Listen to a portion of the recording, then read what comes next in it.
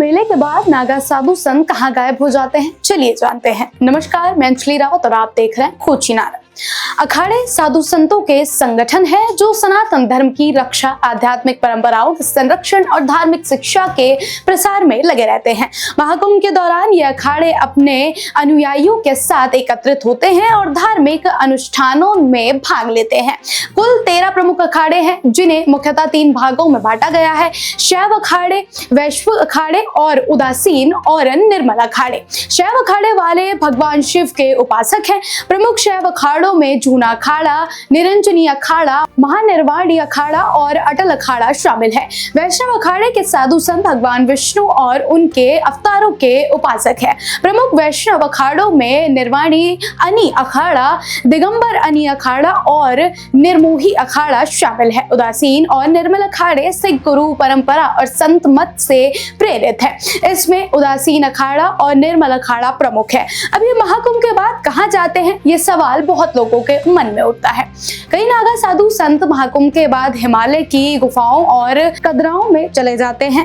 इन दुर्गम स्थानों को उन्होंने अपना आध्यात्मिक गृह बनाया होता है। यहाँ वे एकांत में रहकर कठोर तपस्या और ध्यान करते हैं। हिमालय की शांति और प्राकृतिक वातावरण उन्हें आध्यात्मिक अनुभव प्राप्त करने में मदद करता है। कुछ नागा साधु काशी, हरिद्वार, ऋषिकेश, उज्जैन और प्रयागराज जैसे प्रमुख तीर्थ स्थानों पर निवास करते हैं। ये स्थान धार्मिक गतिविधियों के केंद्र होते हैं और यहाँ नागा साधुओं को अपने साथी साधुओं के साथ रहने और धार्मिक अनुष्ठानों में भाग लेने का अवसर मिलता है। नागा साधु अखाड़ों से जुड़े होते हैं। महाकुंभ के बाद वो अपने अपने अखाड़ों में लौट जाते हैं। अखाड़ों में रहकर वो अन्य साधुओं के साथ मिलकर साधना करते हैं, धार्मिक ग्रंथों का अध्ययन करते हैं और आध्यात्मिक ज्ञान का आदान प्रदान करते हैं। कई नागा साधु जंगलों और अन्य एकांत स्थानों में जाकर तपस्या करते हैं।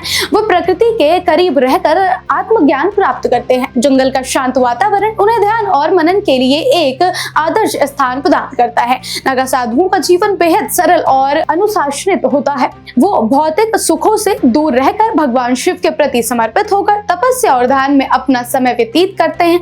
वो भोजन और वस्त्र के मामले में बहुत संयमी होते हैं और प्रकृति से मिलने वाली चीजों पर ही निर्भर रहते हैं।